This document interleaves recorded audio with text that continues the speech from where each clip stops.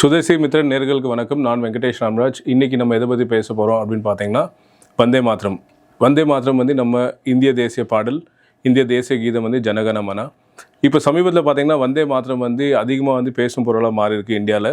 அதுவும் வந்து பார்த்திங்கன்னா குறிப்பாக பாஜக ஆளும் மாநிலங்களில் பாஜக அரசு வந்து என்ன பண்ணுறாங்க அப்படின்னா வந்து ஒவ்வொரு பள்ளிக்கூடத்துலேயும் கவர்மெண்ட் அரசாங்க அலுவலகத்தில் வந்து இந்த பாடலை வந்து கண்டிப்பாக பாடியே ஆகணும் அப்படின்னு சொல்லிட்டு இது வந்து சட்டமாக வந்து ஏற்றிட்டு இருக்காங்க.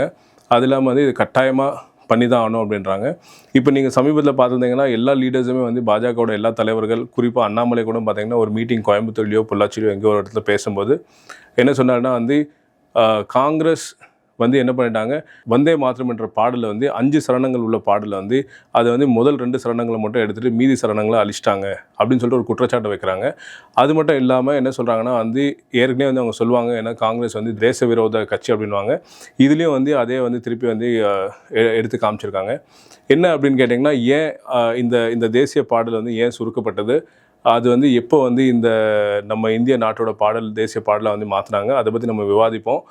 அது இல்லாமல் வந்து 150 வருஷம் வந்து இப்போ வந்து செலிப்ரேஷன் பண்ணாங்க. அதாவது 1875 இந்த பாடல் எழுதப்பட்டது. பங்கிம் சந்திர சாட்டர்ஜி அப்படின்னு சொல்லிட்டு கவிஞர் வந்து இவர் மேற்கு வங்காளத்தை சேர்ந்தவர். அவர் வந்து 1875 இந்த பாடலை எழுதினார்.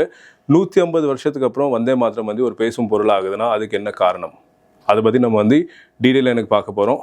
இப்போது சமீபத்தில் வந்து பாஜக ஆளும் மாநிலங்களில் இது வந்து சட்டமாக ஏற்றிருக்காங்க. அக்டோபர் 2025, நவம்பர் 2025 இந்த பாடல் வந்து எல்லா ஸ்கூல்லேயும் வந்து பாடியே ஆகணும் மாணவர்கள் அப்படின்னு சொல்கிறாங்க. இப்போ வந்து பார்த்திங்கன்னா நம்ம இந்தியாவில் வந்து ஸ்கூலில் வந்து பார்த்திங்கன்னா ஒரு மதத்தை சேர்ந்த மாணவர்களோ மாணவிகளோ படிக்கிறது கிடையாது. இந்தியான்றது ஒரு செக்யுலர் கண்ட்ரி. செக்யுலர் கண்ட்ரின்றது என்னது, மதச்சார்பின்மை இல்லாத ஒரு நாடு, மத நல்லிணக்கம் உள்ள நாடு. நம்ம இந்தியாவில் வந்து பார்த்திங்கன்னா பல மதத்தை சேர்ந்த மக்கள் வாழ்ந்துட்டுருக்காங்க.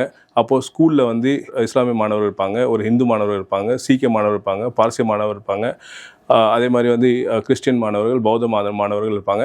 அப்போ அந்த இடத்துல வந்து வந்தே மாதரம் பாடுறதுக்கு அனுமதிக்கக்கூடாதுன்னு சொல்லிட்டு தான் வந்து காங்கிரஸ் கவர்மெண்ட் இதை கொண்டு வந்தாங்க. ஏன் வந்தே மாதரம் வந்து அந்த 2 சரணங்களை வச்சுட்டு மீதி 3 சரணங்களை சுருக்குனாங்க அப்படின்னு கேட்டிங்கன்னா, அந்த 2 சரணங்களில் வந்து இந்தியாவை பற்றி, இந்தியாவோட வளங்களை பற்றி வந்து அதில் வந்து எழுதியிருப்பாங்க. மீதி 3 சரணங்களில் பார்த்திங்கன்னா இந்து கடவுளான துர்கை அம்மன், லக்ஷ்மி அம்மன், அதுக்கப்புறம் பார்த்திங்கன்னா சரஸ்வதி அம்மன், இவங்கள பற்றி நிறையா வந்து அந்த பாடலில் எழுதப்பட்டிருக்கு. அதனால் வந்து ஒரு மதத்தை சேர்ந்த கடவுள்களை பற்றி எழுதியிருக்கிறதுனால அந்த பாடலை வந்து நம்ம வந்து தேசிய பாடல் ஆக்கினா அது வந்து ஒரு மற்ற மதத்தை சார்ந்த மக்களுக்கு வந்து அந்த கஷ்டத்தை உருவாக்கும், மனக்கசப்பு உருவாக்கும்னு சொல்லிட்டு இந்த நாடு, இந்த அரசியல் அமைப்பு வந்து என்ன அப்படின்னு கேட்டிங்கன்னா எல்லா மதத்தை சேர்ந்த மக்களுக்கான நாடு அப்படின்னு சொல்லிட்டு இந்த அரசியல் அமைப்பு வந்து ஏற்றுட்ருக்கு. அது இல்லாமல் வந்து இந்த நாடு வந்து ஒரு மதத்தின் அடிப்படையில் நாடாக பிரிக்கப்படலை. இந்த நாடு வந்து நிலப்பரப்பின் அடிப்படையில் பிரிக்கப்பட்ட நாடு. ஏற்கனவே வந்து ஒருங்கிணைந்த இந்தியா இருந்தது. இந்தியாவில் வந்து பாகிஸ்தான், பங்களாதேஷ்லாம் இருந்தது. அதுக்கப்புறம் பாகிஸ்தான், பங்களாதேஷ் வந்து ஜின்னா பிரித்து கொண்டு போகும்போது மதத்தின் அடிப்படையில் தான் வந்து அந்த நாடு பிரிஞ்சது, இஸ்லாமிய நாடாக பிரிஞ்சது. ஆனால் வந்து இந்தியா அந்த நேரத்தில் மாறலை. ஏன் அப்படின்னு கேட்டிங்கன்னா, அன்றைக்கி இருந்த லீடர்ஸ் மகாத்மா காந்தி, நேருஜி, சுபாஷ் சந்திர போஸ், மற்ற எல்லா லீடர்ஸுமே வந்து என்ன நினச்சாங்கன்னா, அம்பேத்கர் உட்பட என்ன நினச்சாங்க அப்படின்னு கேட்டிங்கன்னா, இந்த நாட்டில் வந்து பலதரப்பு மக்கள் வாழ்ந்துட்டுருக்காங்க. அதனால் வந்து இது ஒரு இந்து நாடாக மாற்ற முடியாது. அப்போது எல்லா மக்களையும் மதிக்கணும். அப்போ நீங்கள் இந்த கேள்வியை கேட்கலாம். சிலர் என்ன கேட்குறேன்னா, ஹிந்து நாட்டில் இங்கே வந்து மெஜாரிட்டி ஆஃப் பீப்புள் ஹிந்து இருக்காங்க, 70% மேலே இருக்காங்கன்னா அப்போ ஹிந்து நாடை மாற்றலாமே. அப்போ மற்ற நாடுகள்லேயே வந்து பாகிஸ்தான், பங்களாதேஷ்லேயும் வந்து இந்துக்கள் மற்ற மதத்தை சேர்ந்தவங்க வாழ்ந்துட்டு வராங்களே, பாகிஸ்தானில் சீக்கிரம் இருக்காங்களே, அப்போ ஏன் அவங்க மட்டும் இஸ்லாமிய நாடாக இருக்காங்க அப்படின்னு கேட்டால், இந்திய அரசியலமைப்பு என்ன சொல்லுது அப்படின்னா, எல்லாருக்குமே வந்து சம உரிமை கொடுக்குது. சம உரிமை அப்படின்னா basic human rights, fundamental rights எல்லாருக்குமே அஷ்யூர் பண்ணுறாங்க. அப்போது ஒரு நாட்டில் வந்து ஒரு மதத்தை சேர்ந்தவங்க மட்டும் ஃபஸ்ட் கிளாஸ் சிட்டிசனாகவும் மற்ற மதத்தை சேர்ந்தவங்க வந்து செகண்ட் கிளாஸ் சிட்டிசனாக வந்து வாழ முடியாது. இதுதான் வந்து பல இடங்களில் கலோனியல் ரூல், அதாவது வந்து பிரிட்டிஷ் ரூல் பண்ண இடங்கள் எல்லாத்துலேயுமே first class citizen, second class citizen சொல்லிட்டு நாடுகளை பிரிக்கப்பட்டது. அதாவது ஆஃப்ரிக்கா போனீங்கனாலோ இல்லை யூரோப் போனாலோ அமெரிக்கா போனாலோ அங்கே வந்து பார்த்தீங்கன்னா வெள்ளையர்கள்லாம் வந்து ஃபஸ்ட் கிளாஸ் சிட்டிசனாக இருப்பாங்க. மீதி வந்து பிளாக் பீப்புள்னு சொல்கிற அந்த எத்னிக் குரூப்பை சேர்ந்தவங்கலாம் வந்து செகண்ட் கிளாஸ் சிட்டிசன் இருப்பாங்க.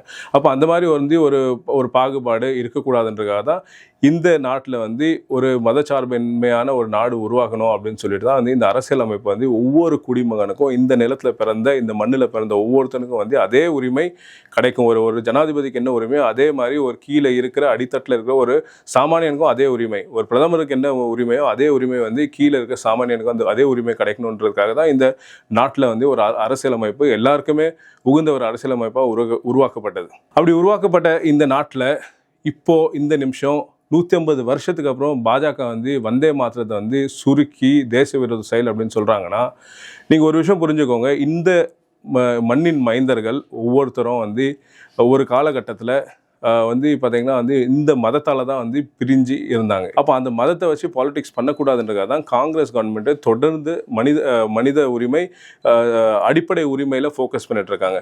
அதே மாதிரி இந்த பாஜக ஆர்எஸ்எஸ் கவர்மெண்ட் வந்து தொடர்ந்து வந்து மதத்தின் அடிப்படையில் இந்த நாட்டை வந்து ஹிந்து நேஷனாக மாற்றணும், ஹிந்துத்துவ கண்ட்ரியாக மாற்றணுன்ற முயற்சியில் ஈடுபட்டு இருக்காங்க. இப்போது இந்த நீடு என்ன அப்படின்னு கேட்டிங்கன்னா, 150 வருஷத்தில் இது வரைக்கும் அவங்க பேசலை.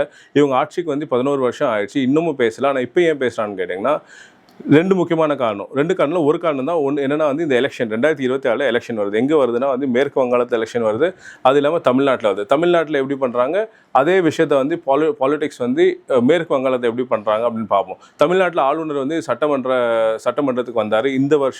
இந்த வருஷத்துக்கு முதல் செஷன் வந்து அட்டென்ட் பண்ண வந்தார். 7 நிமிஷத்தில் வெளியே போனார். ஏற்கனவே இன்டர்வியூவில் சொன்னேன். என்ன சொன்னேன்னா, அவர் 7 நிமிஷத்தில் வெளியே போனார். அதுக்கு என்ன காரணம் சொன்னார்னா, தேசிய கீதம், இந்திய தேசிய கீதம் வந்து அங்கே வந்து ப்ளே பண்ணலை அப்படின்னு சொன்னார். இங்கே வந்து மரபு 1991 என்ன மரபு அப்படின்னு கேட்டிங்கன்னா, ஃபஸ்ட்டு வந்து தமிழ் தாய் வாழ்த்து வந்து செஷன் ஸ்டார்ட் ஆகும்போது தமிழ் தாய் வாழ்த்து பாடுவாங்க. செஷன் முடிஞ்சதுக்கப்புறம் தான் வந்து தேசிய கீதம் பாடுவாங்க. இதுதான் மரபு.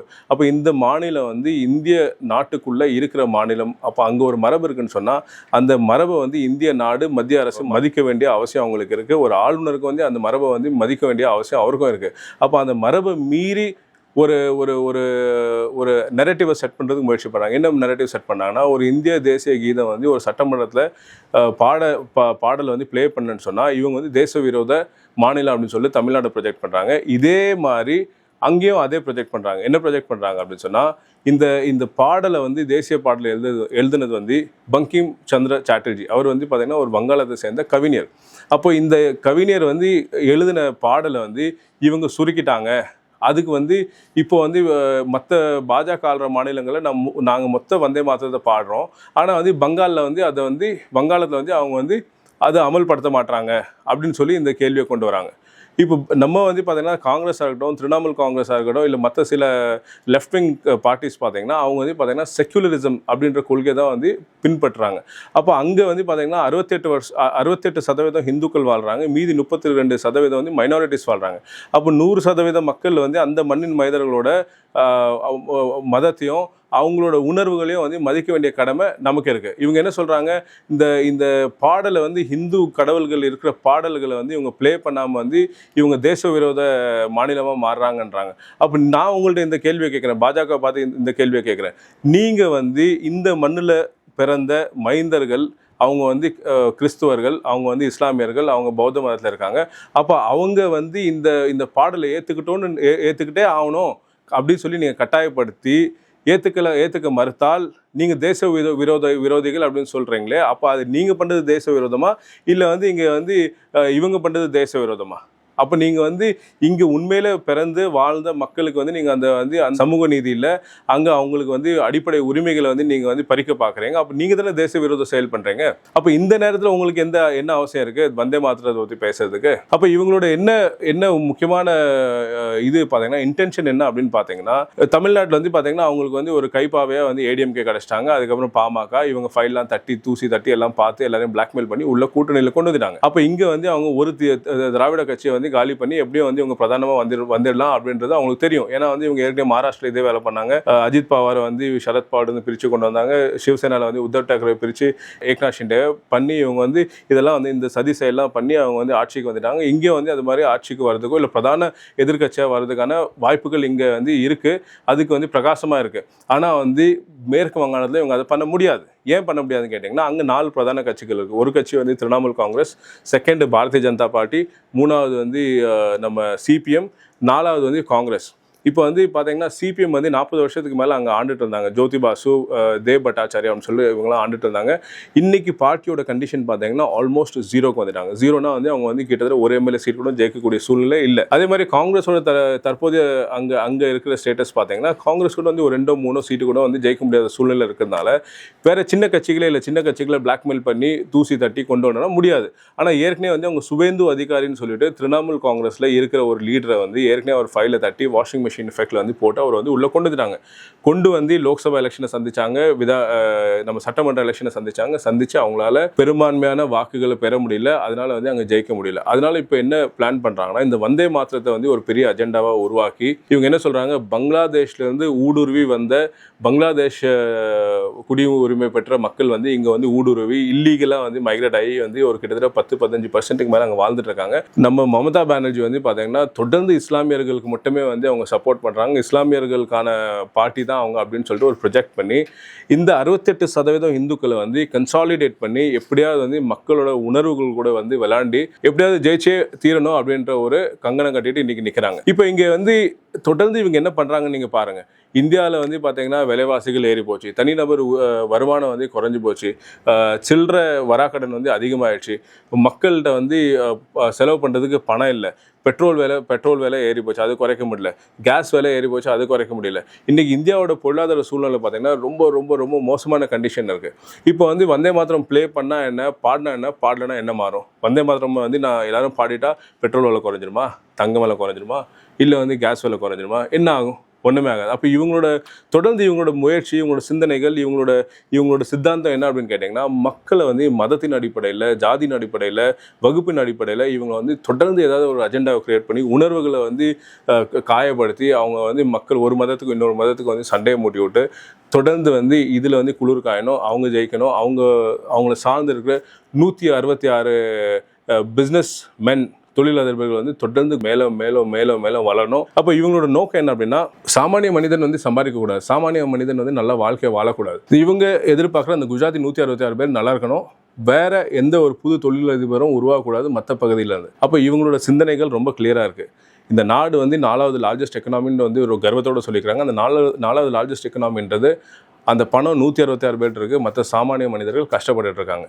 அப்போ நான் என்ன சொல்ல வரேன்னா வந்து இந்த மாதிரி வந்து மதத்தின் அடிப்படையில் இவங்க வந்து மக்களை ஏமாற்ற நினைச்சாங்கன்னா மக்கள் ஏமாற தயாராக இல்லை.